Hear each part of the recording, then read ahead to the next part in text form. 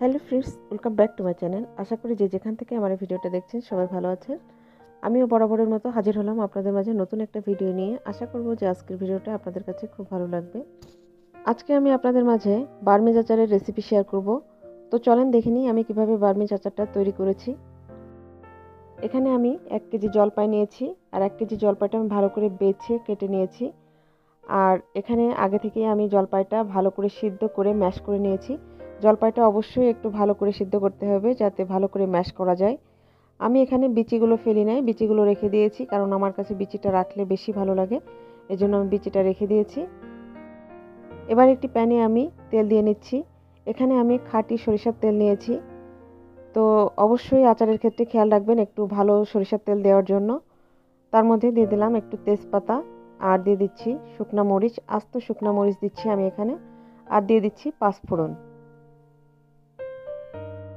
Mash করে রাখা জলপাইটা এর ভিতরে দিয়ে দিলাম, দিয়ে ভালো করে কষিয়ে নিতে হবে।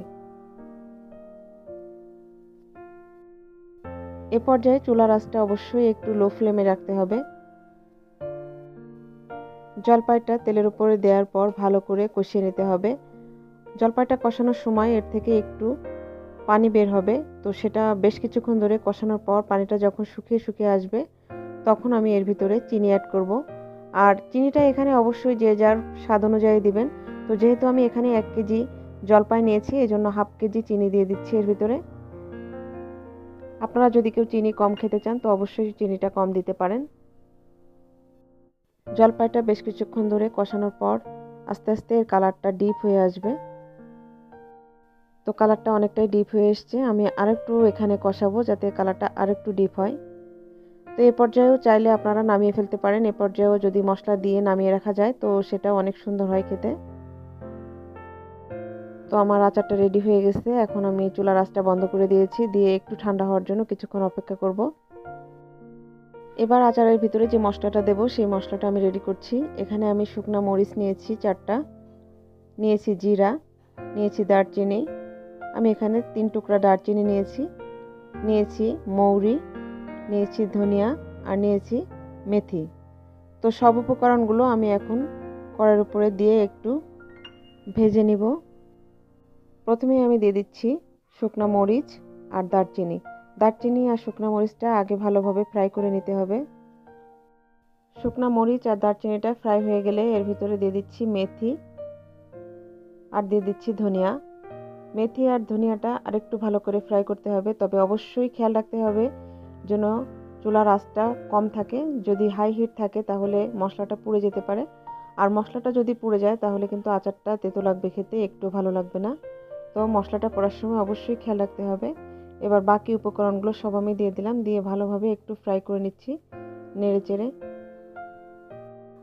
আমি এখানে একটু বেশি মশলা দিব, এই আচারে মশলাটা বেশি দিলে বেশি টেস্ট হয় খেতে।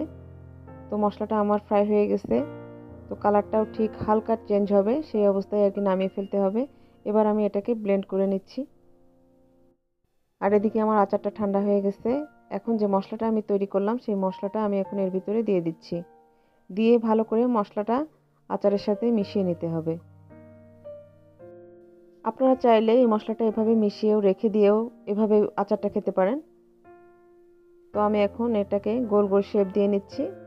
আপনারা যে কোনো শেপেই আর কি দিতে পারেন, গোল করেন, লম্বা করেন, যে কোনো শেপই দেওয়া যায়। আর এই যে এর ভিতরে যে বিচিটা রেখেছি, তো এই বিচিটার জন্যই আসলে আচারটা আরও বেশি ভালো লাগে খেতে আমার কাছে মনে হয়। কারণ অনেকেই আছে যে জলপাইয়ের ভিতরে জলপাইয়ের যে বিচিটা আছে সেটা মুখের মধ্যে অনেকক্ষণ রাখতে পছন্দ করেন। একে একে আমি সবগুলো বানিয়ে নিচ্ছি। আর এভাবে আচারটা তৈরি করলে অসাধারণ হয় খেতে। আর বিশেষ করে যে মশলাটা আমি তৈরি করলাম সেই মশলাটা যদি এই আচারের ভিতরে আপনারা দেন তো আপনাদের আচারটাও অসম্ভব সুন্দর হবে খেতে। আর এই আচারটা এভাবে তৈরি করলে সারা বছর সংরক্ষণ করা যায়, খুবই ভালো লাগে খেতে সারা বছর। তো ফ্রেন্ডস, এই ছিল আমার আজকের আচারের রেসিপি। আশা করব যে আমার রেসিপিটা আপনাদের কাছে খুব ভালো লেগেছে। আর আমার রেসিপিটা যদি আপনাদের কাছে একটু ভালো লেগে থাকে তাহলে অবশ্যই একটা লাইক দিবেন আর একটা কমেন্ট করবেন, আর সাবস্ক্রাইব করে আমার চ্যানেলের পাশে থাকবেন। তো আজ আর নয়, আবারও আপনাদের সাথে কথা হবে নেক্সট ভিডিওতে। সে পর্যন্তই আমি আপনাদের মাঝ থেকে বিদায় নিচ্ছি।